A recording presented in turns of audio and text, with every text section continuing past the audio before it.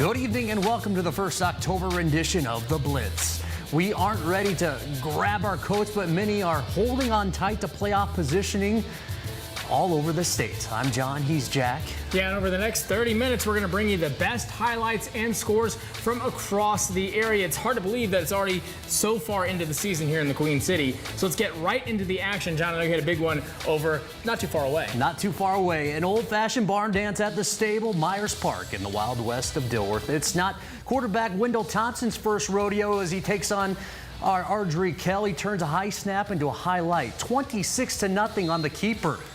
Myers Park lost their first 3 games by 3 points or less, and they're apparently aggravated. Josh Hines, a sensational sophomore with the interception, second of his career. Fourth quarter, Thompson, play-action strike to Mike Bahakel.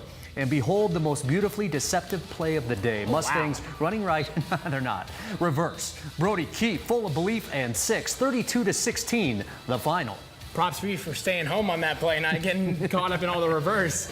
That's a big win for Myers Park. Now, homecoming for the Providence Panthers, who, much like their professional counterparts in Uptown, have not started off the season the way they would like to. Winless in the conference, looking to turn that around, but they're up against the powerhouse Patriots. Panthers on the prowl on defense early on, but it's not going to hold back the Big Eye for long.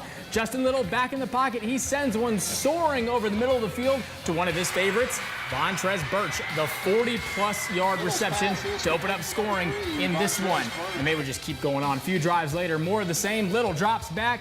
Looking at the far hash marks, here's something you don't see every day unless, of course, you're Charlotte Catholic and Jack Larson. That's the tight end with the wheels, the hand, the toes to snag that reception. I mean, what a play from him. What a play. And then Little, of course, he is dynamic. He is explosive. He throws it and he can run too. He doesn't like what he sees downfield, so he's going to take off. He likes the open air, the sideline, and he's got a mean left hook right here. He's got a block, and he's going to stiff arm to make sure he gets the emphatic touchdown to keep the ball rolling. Providence was able to get a couple points on the board. They ended up getting 21, but not enough. 54-21 Independence with the win. Little's a great player. He is. Good to board. the scenic Friday setting of Olympic High School Trojans fighting Palisades, who brought the Trojan horse. In the form of turnover, Drew Drakefield forces it. Max Waring recovers. How about Jared Podolski of the Pumas showing great poise and improv, escaping to his right, finding Fadine Turner, first down. And Jace LaFleur up top to Joshua Truesdale. Like Randy Moss and Devontae Adams, Truesdale, an unstoppable force. He did not stop being that on defense. Interception, high pointing that ball to perfection, 32-14. Palisades earns their 3rd win of the season. Let's take a look now at Rocky River hosting the Butler Bulldogs. They've been playing, like you said, bully ball all over the area. Zach Lawrence is going to fake and rolls out to find Keyshawn Barino for the 14-yard touchdown reception. That's just going to lead to more of the same for the rest of the night. I can tell you what the score is going to be, but we'll drag it out a little bit for time. Ramir Watson in the shotgun for Rocky River. This one's going the other direction, though. Jeremy Nixon with the pick to get in great field position. Butler back on offense inside the red zone. DeQuandre Currents takes the handoff out to the left. A cut, a stiff arm, and a brutal run and insult to injury as he's going to hit the dirt for 13 more points. Butler winning 55-0. Are we surprised? No, we weren't. They've actually scored. They do the quick math. 232 points the last 4 weeks. Yeah, now let's take a look at some of the other scores from around the Queen City. Yep. As you can see, West Cabarrus, A.L. Brown just burning out the lights on the scoreboard. A.L. Brown wins 49-34. And then Lake Norman staying perfect, 30-6. 30-6. Hickory Ridge having a tough year, but definitely playing teams well. Weddington wins the Battle of Union County, 36-12. And look at the shocker here. Marvin Ridge and Cuthbertson, 3-point win there at the end of the game for Cuthbertson. They take the win, a huge conference win. There's only 5 teams in that conference, so each one counts a whole lot more, but big win for Cuthbertson. All year long they've been having big wins. Yes, West Mac, North Mac, 34-7 in the battle of the directional schools. Now this one in the 4th was called. A fight broke out in the stands here, and they actually had to end the game early. So we've been seeing that a little bit throughout this football season. It continued again this week. And then something that didn't take a whole lot of fight. No. Providence Day Country Day, 49-13. We were pretty much seeing that one going to go that way. Providence Day continues to stay perfect and proves how good they are in the area. That was a TKO. Oh, yeah. Yeah, Charlotte Christian, 17-6. Charlotte Christian will win by a lot of points, or, you know, if they have a slugfest, they'll win that way too. 17-6 over Christ School, a good program. And that was a playoff rematch as well for them. Yeah, absolutely. Yeah, don't go anywhere. We have more coming up, including a look at our game of the week that was streamed on BahakelSports.com this evening. A heavyweight contest as Huff hosts West Charlotte. And then as we go to break, let's take a look and a listen from our student section of the week, the students of Chambers High School, where it was their homecoming night.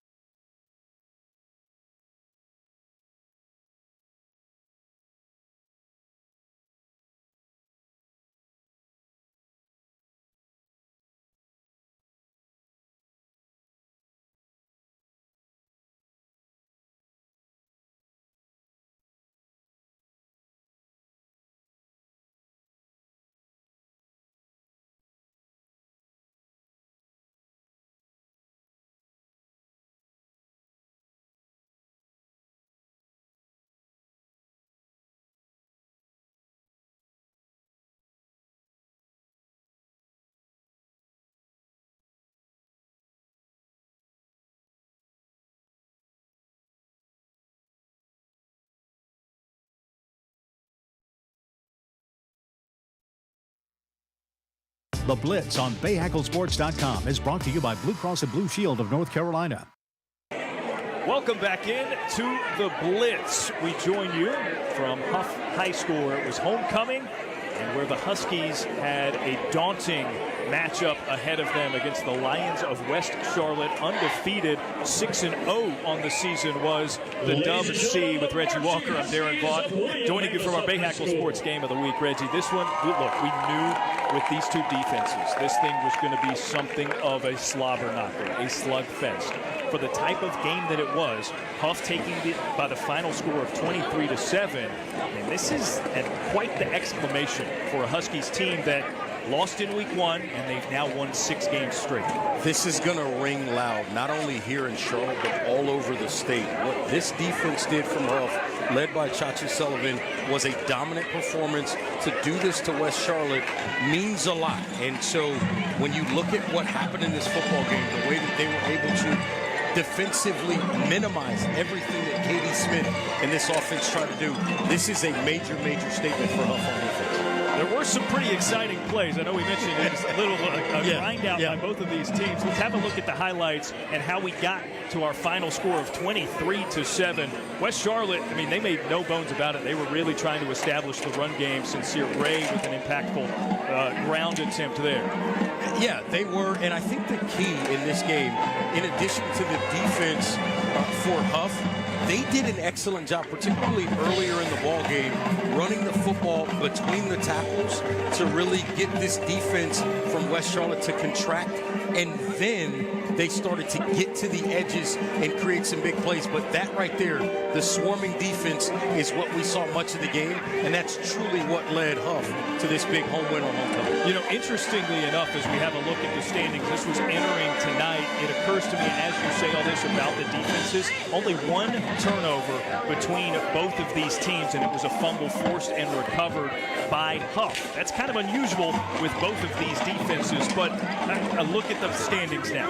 West Charlotte 3-1 now in conference play. Huff an undefeated 4-0 despite their one loss on the season. So now an even 6-1 for both of these teams. 3A and 4A squads, what's it mean? Well, for West Charlotte, not much, right? In terms of losing this game, they're still likely going to be the #1 overall seed, especially if they win out at the 3A level, at least on the west side, which is this side of the state in North Carolina. And then for Huff, they get a big win from an RPI standpoint that's really going to help them as well. So they're tracking and trending and looking for an opportunity to be a high seed, a 1 seed perhaps, and host as deeply as possible in the playoffs. But right now, West Charlotte's still sitting in that driver's seat at the 3A level. I think that's going to be huge going forward. That's why this game was such a big and important game tonight. No doubt about it. We saw two of the best teams in the area, maybe even in the entire state, take the field tonight. It was impressive to watch. A lot of fun with my guy, Reggie, as well. Be sure to tune in next week. We got another big one. Sun Valley had a bye this week, so they remain undefeated as they make their way to Weddington to face the Warriors, who we saw a lot of a season ago. They brought a lot of players back and are looking to make a deep playoff push again. Yeah, two really good football teams, close proximity to each other. That game is going to be an absolute fight. Two teams looking to create something big and set themselves up for big playoff situations. Good stuff with Reggie Walker here at our Bahakel Sports Game of the Week.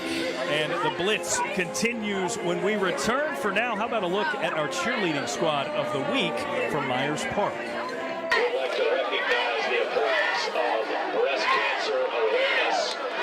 And thank you and recognition to all those in pink this evening, including our Myers Park cheerleaders. We'd like to recognize the importance of breast cancer awareness. And thank you and recognition to all those in pink this evening, including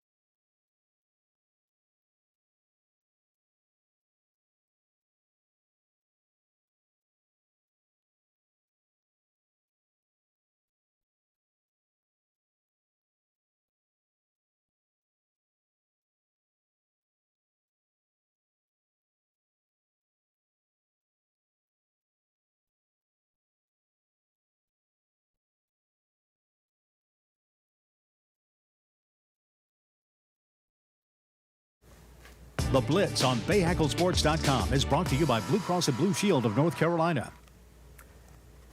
Hey there, everyone. Welcome back inside the Bahakel Sports studio. A lot more games to get to you tonight. Before our time's done, I'm Jeff Taylor alongside Jack Taylor. And guess what, dude? First of all, I love the shoes. Thank you. Just talk about those for just a second. Bahakel Sports colors. I got the Bahakel Sports colors. They're pretty sweet. But people don't want to see the shoes. No. I guess they want to see highlights. Hey, so let's start this segment with a trip to Chambers High School, who played host to Hopewell tonight. And it was homecoming out at Chambers High School. Everybody enjoyed it, a great crowd on hand, and they saw a great first half by their team. It was 47-8 as the second half started. Hopewell trying to get something started on offense. No go. Muffed handoff would end up in a turnover. Chambers coming up with that one. Chambers would move the ball in the second half, but they would not pour it on when it came to the scoreboard. That shows good sportsmanship. Chambers wins this one 54-8, and they improved to 5-2 on the season and 3-1 in the conference. Congratulations to Chambers on their big win tonight. Yeah, that's a big one. Let's send it out to Latin, hosting Cannon, a private school showdown here. Cannon was up 7-0 by the time they get in here. Now it's under the 2-minute mark in the half. Tyler Green finds Deuce Reese in the back of the end zone. Catch. Wide open for the touchdown. Cannon up 14. Charlotte Latin wouldn't stay down for long. Troy Logan finds a wide open Steele Fletcher. He puts on the brakes, heads the other direction to make two defenders miss before he gains 22 yards on the play. Charlotte Latin quickly snapped the ball and attempt a 34-yard field goal to end the half, but no good. A little short. Yeah, Cannon ends up defeating Charlotte 21-7 and a big win for the Cougars. Yeah, that's kind of a surprise. Hey, one more game for this segment. Mallard Creek, they made the trip to Harding, and this one was going to be all Creek. Okay, actually, so we'll tell you this real quick, and the highlights really weren't worth seeing anyway. Mallard Creek gets the big win in that one over Harding University. Yeah, Harding University. So congratulations to them. Coach Tinsley just doing great things there with that program. So, you know, they're setting themselves up for maybe a little playoff run. We'll just have to wait and see. Absolutely. Now, there's a lot of blowouts this week, but It was amazing. They say that defense wins championships, but it seems like over the last few weeks, offense may, because they just keep pouring on, and we see these 50-0, 54-0, 40-0. Does it surprise you at all? a little bit, but it's not in terms of how these standings are going to fare out at the end, because if there's any tiebreakers, those points for and points against, that's how they're going to determine who's got the upper hand. So I can see why a lot of these schools are trying to pour on these points to make sure they have that wider margin. Yeah, we'll just see how it all plays out. It's hard to believe week 8. Yeah, it's crazy. We're getting to the playoffs right around the corner. Hey, don't go anywhere. We still have one more segment to go on the Blitz, including a look at the matchup between Mooresville and South Iredell. And then as we go to break, check a look at our band of the week, the Marching Panthers from Providence High School.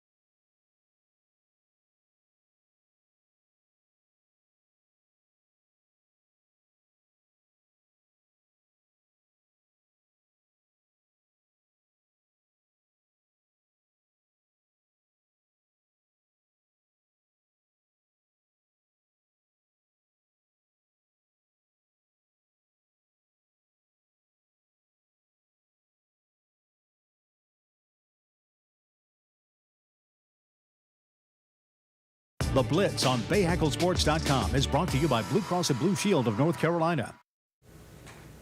Hey everyone, welcome back to The Blitz. I'm Jeff Taylor alongside Jack Taylor, John Treats, the Triple JTs. Yep. Hey, we have one more segment for you as we bring a close to this week's high school football action here in the Queen City. And I know, Jack, you had a pretty good game. Yeah, at least it was started out to be, supposed to be a great matchup between the last year's NCISAA D2 State Championship as Covenant Day played host to the defending champs in Asheville Christian. Now, their last meeting didn't go so well for the Lions, 46-10 on that one, and this one was more of the same, 21-0 near the end of the half. Lions just trying to put some points on the board. They go for the long field goal. It's going to come up a bit short, reminiscent of Auburn, Alabama. Justin Rowe takes it the other direction, which is always a dangerous play. He finds some life on the sidelines, able to pick up a huge chunk of yards before he's finally brought down as he tries to run up the score. So they get it within the red zone. Last play of the half. Ricky Tolbert looking all over the field for somebody in the end zone. He's got all kinds of time until Matthew Dwayne Barber sends him limping back to the locker room, metaphorically speaking, of course. The Lions would continue to create pressure throughout the rest of the second half, but it only delayed the inevitable. Early in the second half, Tolbert launches this one far to Hazon Toby. Let me say that again. Hazon Toby, a great name there and a great reception all the way as he's got the defender dragging him down, putting this one away 35-0. Great catch there. South Iredale at Mooresville. And Eric Keel. This guy can run the football, man. Yeah, man. This guy can run the football. Run out of the tunnel and just run right near the end zone. How about Eric Keel? He's got a feel for the game and certainly great balance, vision. His feet never stop. It's inside the 10 and lead to a field goal. Then how about Brody Norman, just a sophomore? Mooresville has yet to lose this year, and you can see why. They've got a great blend of veterans and older players who can make plays. How about the sophomore letting it fly to Dominic Maureen? What a catch deep inside South Iredale territory. And then Eric Heel has a fix for 6. Heel gets to the edge and scores 45-0. They are undefeated. That is a tough team. On we go. The Wildcats of Garinger taking on Charlotte Catholic. Garinger with no wins on the season, but I can tell you they come out every week and they play hard for their coach. And it showed in the first series, the pass downfield, and somehow or another, Tavon Floyd, number 2, comes up with it.